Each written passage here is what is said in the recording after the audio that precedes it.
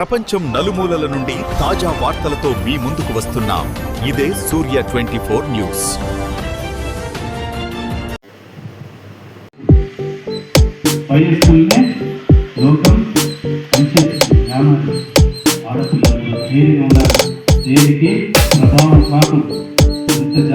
రామచిలుక భద్రంగా ఉన్నతులకి అందంగా ఉంటుంది. రామచిలుక బాగా మాట్లాడుతుంది, కానీ గిరతకి రామచిలుక నువ్వు అందంగా ఉంది, మాటలు బాగా పాడుతుంది, పాటలు పాడుతుంది, దొరుకుతుంది.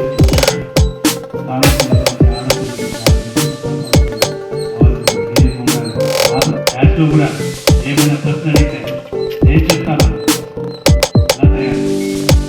రాముడు లక్ష్మణుడు తండ్రి ఒకడే, కానీ తల్లులు వేరే వేరే.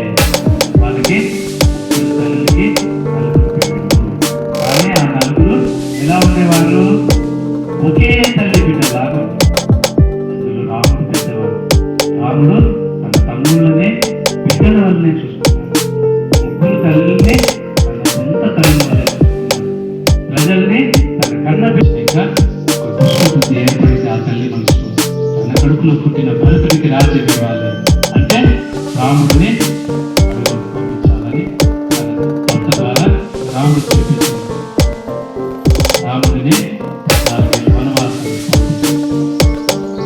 ముందు రోజు రాత్రి దశరథుడు రాముడిని పిలిచాడు. రేపు నీకు రాజ్య పట్టాభిషేకం. చక్రవర్తి రాముడు భారతదేశానికి అంతా చక్రవర్తి కాగలడు. రేపు ప్రకటించినాడు, రేపు నిన్ను రాజుగా చేస్తాము, పట్టాభిషేకం జరుగుతుందంటే సరే తండ్రి అని వెళ్ళాడు. రాత్రికి కైకేయ కోరికలు కోరి రాముడికి 14 ఏళ్ళ వనవాసం, భరతుడికి పట్టాభిషేకం. దశరథుడు భార్యకి ఇచ్చిన మాట వల్ల తను కట్టుబడాల్సి వచ్చింది. రాముడు యువరాజు. రాముడు అనుకుంటే తన తండ్రిని బంధించి చెరసాల్లో వేసి ఉండేవాడు.